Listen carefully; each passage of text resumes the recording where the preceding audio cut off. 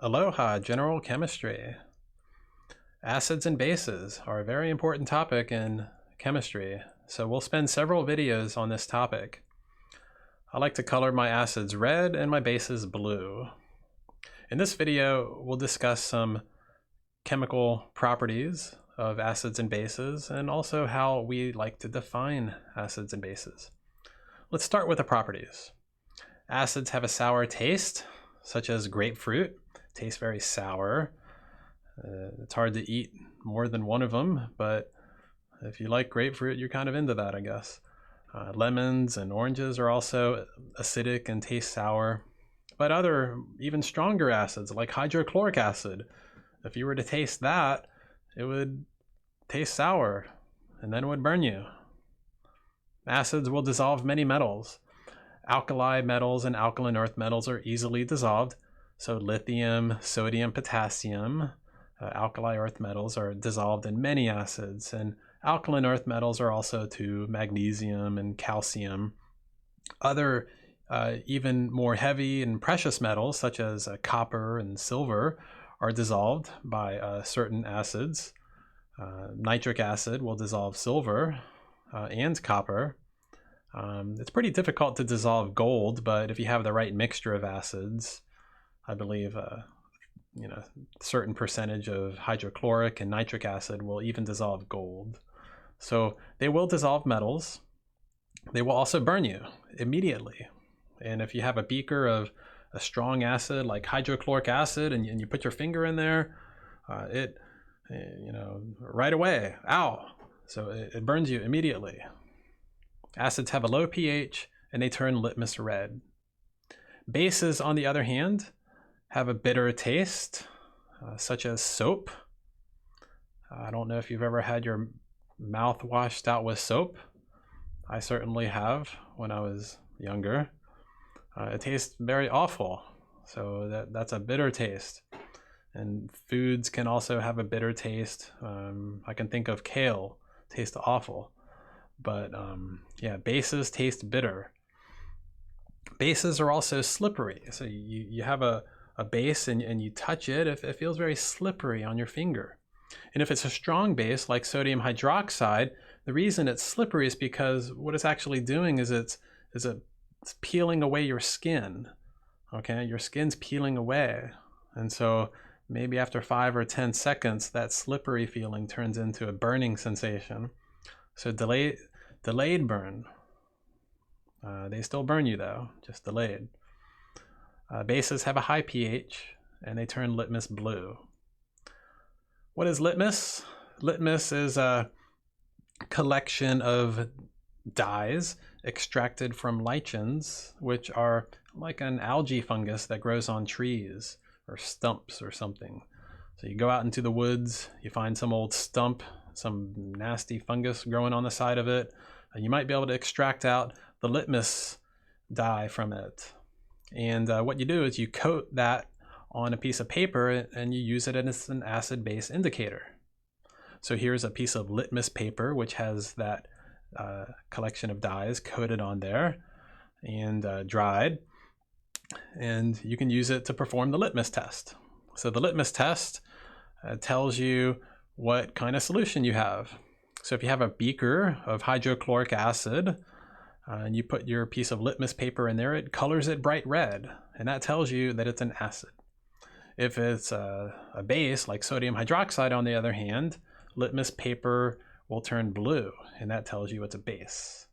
Now, if you put it in sodium chloride, it doesn't do anything, and so therefore you say that sodium chloride is neutral. So certain solutions are neutral. And so that's what the litmus test is. It tells you if it's an acid or base, or possibly neutral. So those are some properties. Let's move into or on to the definitions of acids and bases. How do we define them? Well, there are 3 different ways that Gen Chem texts normally discuss. The first is from Svante Arrhenius, a Swedish chemist. Svante likes to define acids and bases by what they do when they're dissolved in water. And acids increase proton concentration in water, whereas bases increase hydroxide concentration in water. So protons are H pluses. For instance, hydrogen chloride gas, when it comes in contact with water, it dissolves.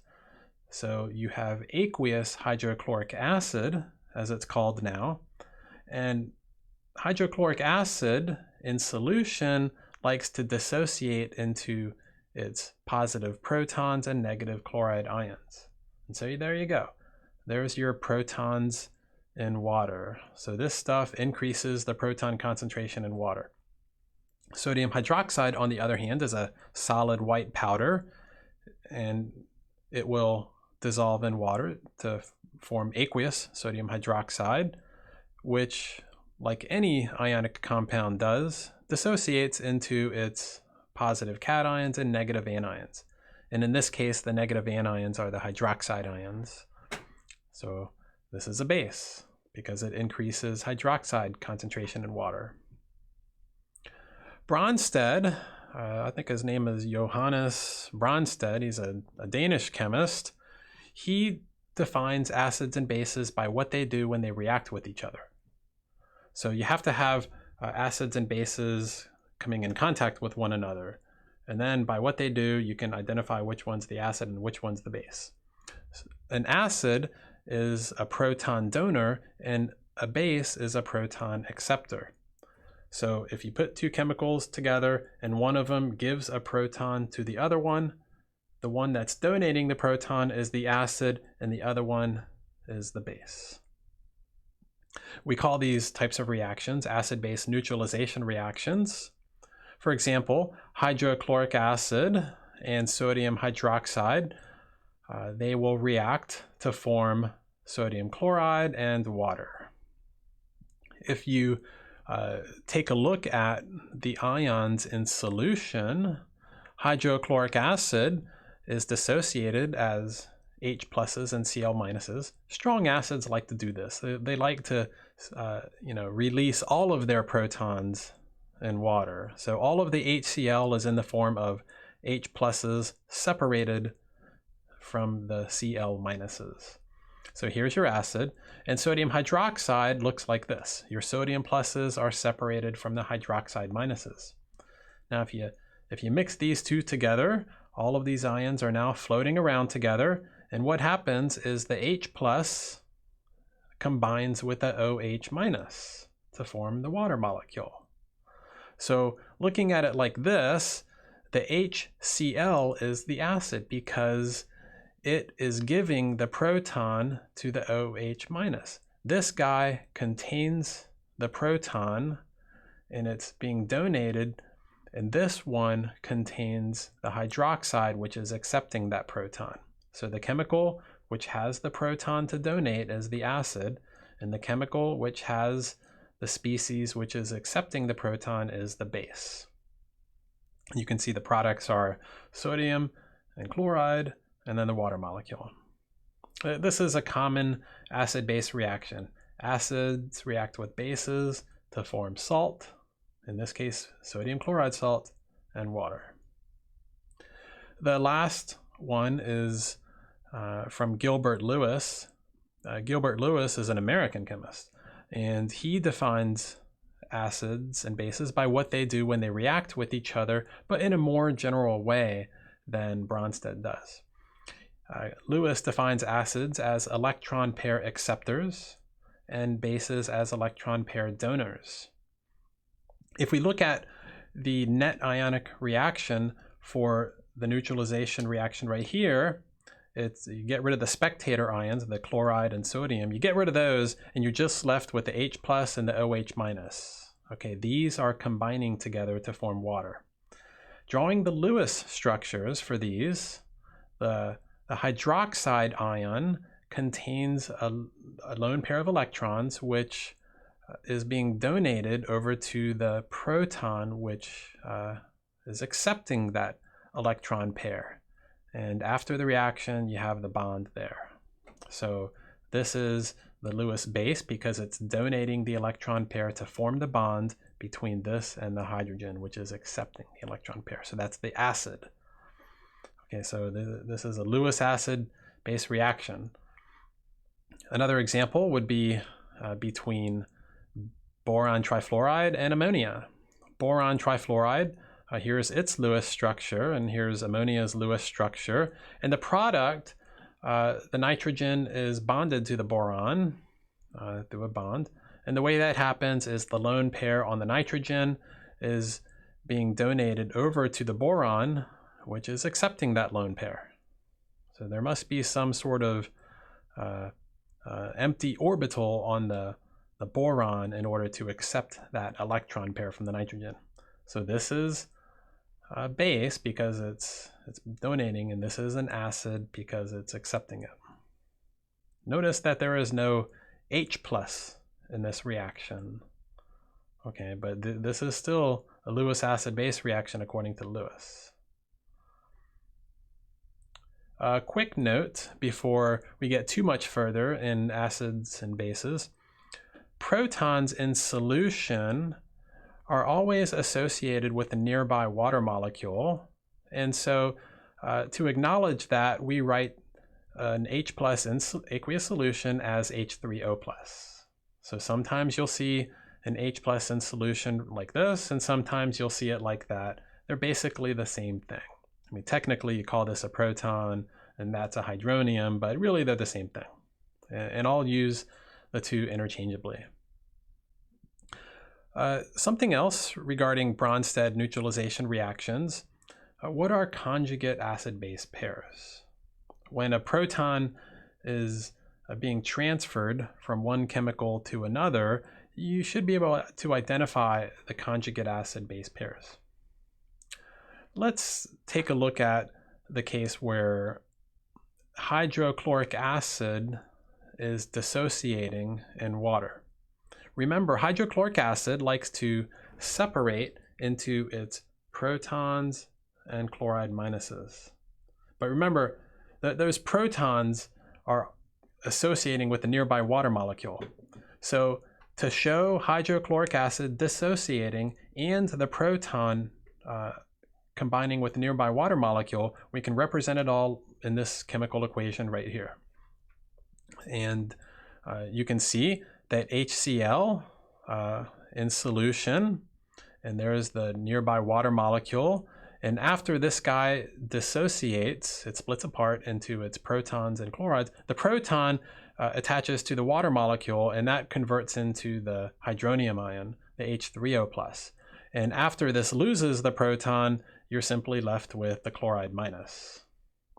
So looking at it like this, the HCl is the acid on the reactant side because it has the proton to give up, and the water is acting as a base because it's accepting the proton from the HCl.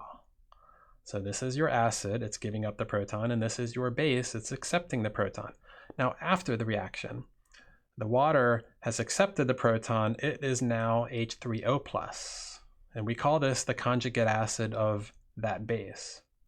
And after the HCl gives up its proton, it's simply Cl minus, and this is called the conjugate base of that acid.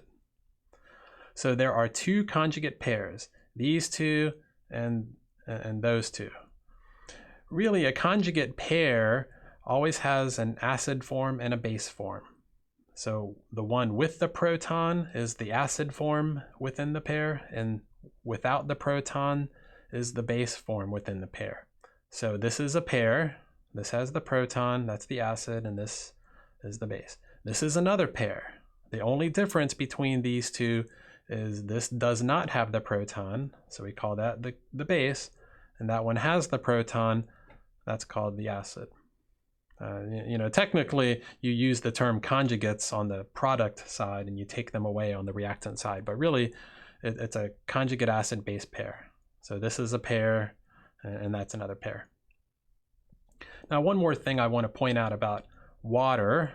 Let's look at another Bronsted acid base reaction involving water, but this time let's take a look at ammonia, which, as we saw in the last slide was a Lewis base. Now, ammonia is a base, and when it's dissolved in water, it will literally take a proton from a nearby water molecule. And after it does, it turns into NH4+, which we call ammonium.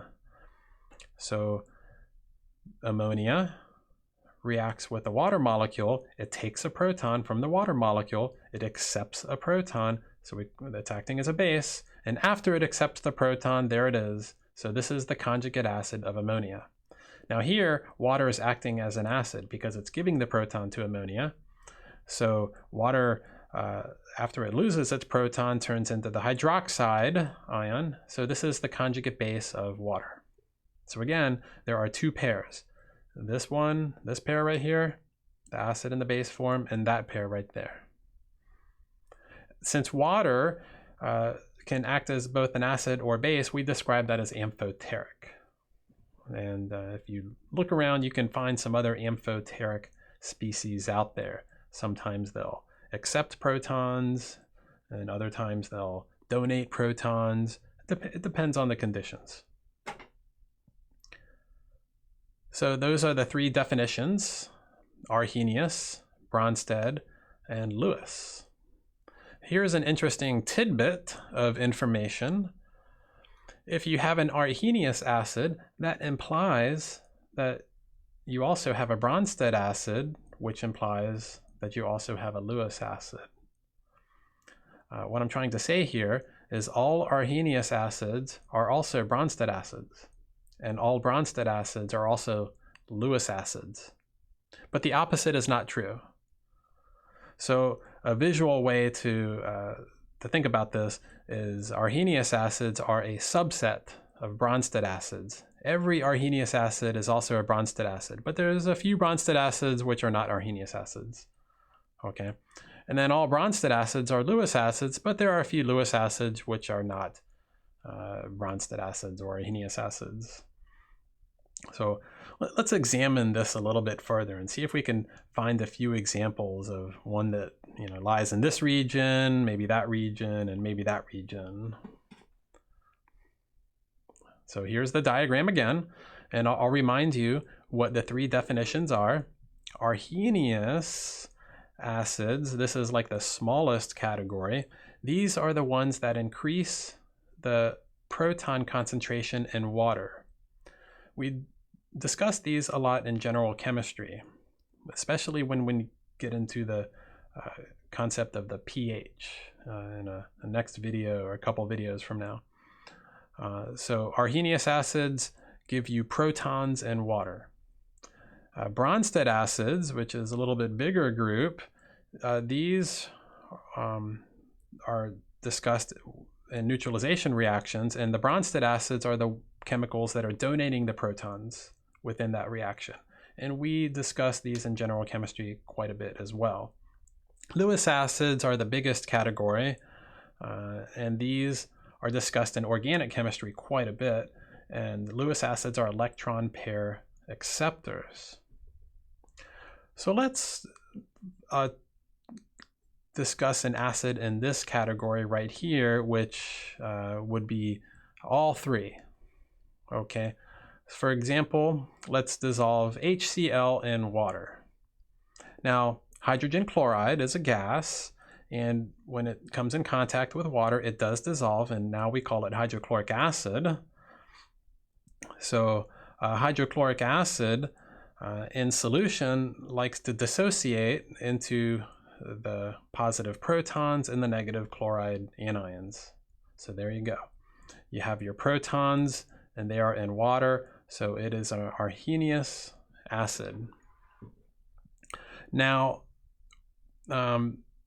let's look at this last process a little more closely, the dissociation of the proton away from the molecule. Remember, it likes to combine with the nearby water molecule. So let's take a closer look at that. And let me scroll up a little bit. So HCl in solution, it likes to split apart into its ions, but remember the hydrogen plus will combine with a nearby water molecule to form that hydronium ion, and then you're left with the chloride anion. So as HCl is dissociating in water, the H plus is being donated to the water molecule. So this is a proton donor, and therefore an acid according to Bronsted.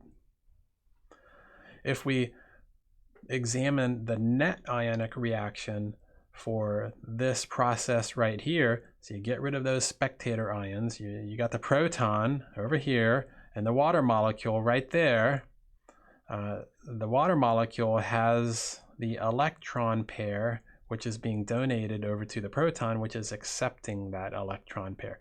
So this, is a Lewis acid. That's a Lewis acid. It contains that which is accepting the electron pair from the water, which would be the Lewis base. So that one is a Lewis acid. So there you go. This is something in that category right there, all three. Now, what about something right there? A chemical which is a Bronsted acid and a Lewis acid, but not necessarily an Arrhenius acid. Well, not an Arrhenius acid. And for this one, let's discuss dissolving HCl, this time in ethanol, which is CH3CH2OH. HCl, hydrogen chloride gas, will dissolve in ethanol, and you have dissolved HCl, but this time we write in parentheses ET because it's not aqueous solution, it's an ethanol solution. So sometimes you'll see that every once in a while. If you see ET, it means it's dissolved in ethanol. HCl in ethanol likes to dissociate, like it does in water as well, into the H pluses and Cl minuses. So not every molecule does this. It's a partial dissociation, and there is an equilibrium involved between the undissociated species and the dissociated species. So you do get your H pluses in ethanol, but there is no water involved here. Okay, so we cannot say that it's Arrhenius acid. Arrhenius acids give you protons and water. And if you don't have any water, you cannot call it an Arrhenius acid. But it is a Bronsted acid because a proton is being donated. And if we look at this process of dissociation, that dissociated proton will latch on to a nearby ethanol molecule, kind of like it did when it was dissolved in water. It latched onto a nearby water molecule. Well, when dissolved in ethanol, it latches onto a nearby ethanol molecule. And we can rewrite this process right here, including that nearby ethanol molecule, and put it right there. So you have your HCl in the ethanol plus a nearby ethanol molecule. And after this guy dissociates, here's the protonated ethanol molecule and the chloride anion. Looking at it like this, using your Bronsted set of glasses, this is donating the proton to the ethanol molecule, which is accepting that proton. So this is the Bronsted acid, that's the Bronsted base. And since there's no water, it's not Arrhenius acid and base, but it is Bronsted acid and base because there is a proton being donated and accepted here. Further, if you draw the Lewis structures for the net ionic reaction here, so get rid of the chloride anion, and you have your proton and you have your ethanol molecule.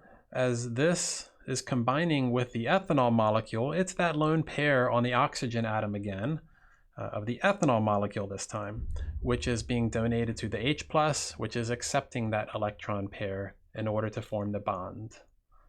So the H+ is accepting the electron pair from the ethanol's oxygen, therefore it's a Lewis acid. Now, the last case, in this region out here, an example of a Lewis acid which is not Bronsted or Arrhenius, we already mentioned that, and it's the BF3, the boron trifluoride. If you react boron trifluoride with ammonia, this time I'll draw their Lewis structures a little more detailed. Boron trifluoride is a trigonal planar structure, and the boron has an empty 2p orbital. If you remember back to your Gen Chem 1 structure, this is sp2 hybridized. sp2 orbitals going to the fluorines and a leftover empty p orbital on the boron. And this empty p orbital on the boron is what's able to accept that lone pair of electrons from ammonia's nitrogen. And when these two combine together to form that bond, the boron acts as the Lewis acid because it's accepting the electron pair from the ammonia's nitrogen. So there's no water. This is not Arrhenius. There's no proton involved. This is not Bronsted, but there is an accepting of an electron pair from the nitrogen. So this is a Lewis acid. Now, reactions are discussed like this a lot in organic chemistry. And if you like chemistry, but you don't really like to use your calculator a lot, well, I think you'll very much enjoy organic chemistry. It's a very visual type of chemistry. You spend a lot of time thinking about the way molecules fit together and combine together, and you're constantly talking about electron pairs coming from one molecule and bonding to another one, and so you'll draw arrow formalisms like this. Anyway, organic chemistry is pretty cool. So that's our discussion on acids and bases. In our next video, we'll discuss strong acids versus weak acids. So stay tuned for that. Aloha.